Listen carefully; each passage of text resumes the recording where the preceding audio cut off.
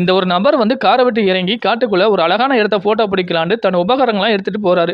அந்த காட்டுக்குள்ள போன உடனே அந்த ஒரு அழகான இடத்தையெல்லாம் என்ன செய்யறாருன்னா போட்டோ எடுக்கிறாரு. அடுத்து வேற இடத்துல போட்டோ பிடிக்கலான்னு அந்த இடத்தை விட்டு கிளம்பி போறாரு. அப்படி போயிட்டு இருக்கும்போது எதிர்பாராம ஒரு குகையை பார்த்துட்டாரு. தன் கொண்டு வந்த பேக்கை கீழே போட்டுட்டு அந்த குகையை நோக்கி போறாரு. அந்த குகை பக்கத்துல போன உடனே அந்த குகையை போட்டோ எடுத்துட்டு அந்த குகையை விட்டு கிளம்பி போகும்போது அவர் கொண்டு வந்த விசில ஒரு டைம் ஊதி பார்க்கலாம் அப்படின்னு விசில ஊதி பார்க்கிறாரு.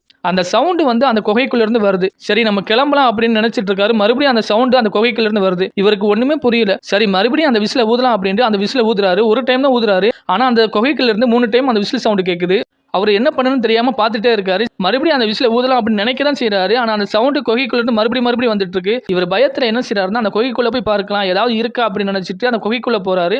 போயிட்டு வேற வழியா வர்றாரு. வந்த உடனே ஷாக் ஆகுறாரு. எந்த வழியா குகைக்குள்ள போனாரோ அதே வழிதான். சரி மறுபடியும் அந்த குகைக்குள்ள போகலாம் அப்படின்ட்டு மறுபடியும் போயிட்டு வெளியே வர்றாரு. மறுபடியும் அதே பாதை தான். இவருக்கு ஒண்ணுமே புரியாம தகச்சு நிக்கிறாரு. உடனே அந்த இடத்தை விட்டு கிளம்புறாரு. வந்த வழியா அவர் போயிட்டு இருக்காரு. கடைசியா ஒரு இடத்துல போய் நின்று நேரா பாக்குறாரு. அதே குகை. மறுபடியும் அந்த பயத்திலே என்ன செய்றாருன்னா அந்த இடத்தை விட்டு கிளம்பி மறுபடியும் போறாரு. போயிட்டு அவர் எங்க போட்டோ எடுத்தாரோ அந்த இடத்துல நின்று பார்த்துட்டு இருக்காரு. மறுபடியும் என்ன செய்றாருன்னா அவர் அங்கேயும் இங்கேயுமா போயிட்டு லாஸ்ட்ல ஒரு இடத்துல வந்து நிக்கிறாரு.